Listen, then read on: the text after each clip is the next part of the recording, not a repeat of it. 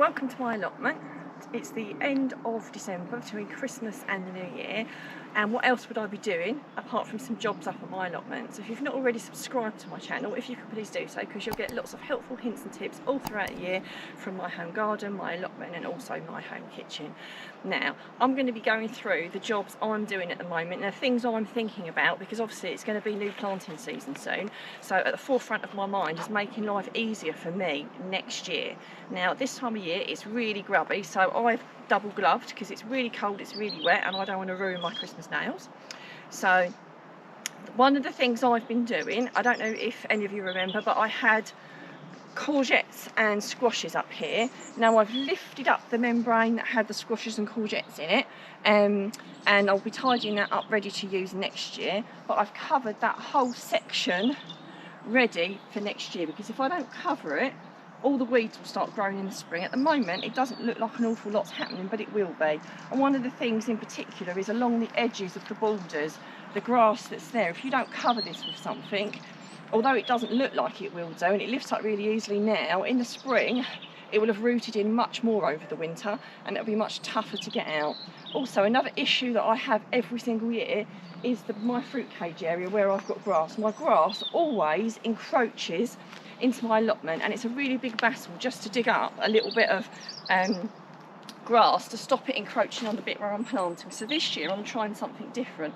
Not only have I got a little bit of weed membrane down to help suppress it, I've also put some cardboard down to help even more. So when I lift the weed membrane next year, it'll almost be like the no-dig systems. My hope is that the grass won't keep growing in if I just replace the cardboard and put a bit of mulch down. I've not put mulch down yet because at the moment I've got the weed membrane down, so it's not necessary, and I'll be doing the same across here. I'll be putting some cardboard or some thick paper, or I've used my layers pellets paper bags to put across here, and I'm going to be doing the same thing, but I've only brought so much up today. So that's something that I've done. Something else we've done is we've cleared the beans. So we had all the canes up here, so we've cleared all the beans.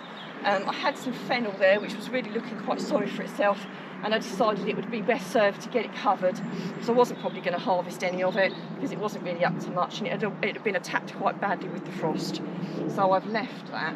So, and I've got another section over there covered, which will also stop the weeds from growing. But as you can see, I've still got quite a bit in. I've got my beetroots, my Savoy cabbage, I've got some turnips and leeks, some more beetroot, I've got my overwintering onions in, I've got my spinach that I can keep harvesting, and also my kale, and also my garlics in over there.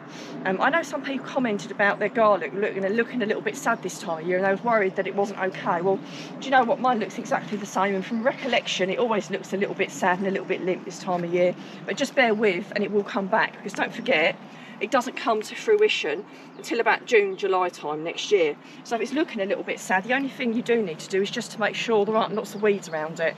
As you can see, mine is all quite tidy around it. You obviously don't need to water it because we're getting plenty of that ourselves. Something that I am giving a lot of thought to is where I'm going to plant everything next year, and it's what you need to think about that too, so that you know where everything's going to go.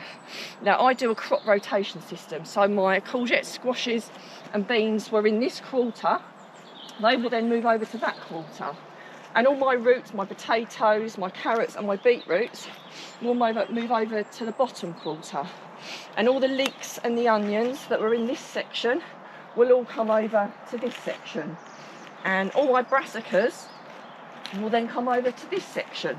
Now, although you don't stick to that to the letter, because obviously sometimes you run out of room and you have to put the odd thing in a different place, have a general crop rotation, because each different plant feeds the next plant, so it does a little bit of the work for you. So that's some of the things that I'm doing. Now I hope you're planning for next year. If you need any help, then obviously put it in the comments. We'll do the best to answer it. But if you subscribe, of course, you'll get all the helpful hints and tips you need all throughout the year. So Happy New Year, and I hope you're enjoying your time up at the allotment.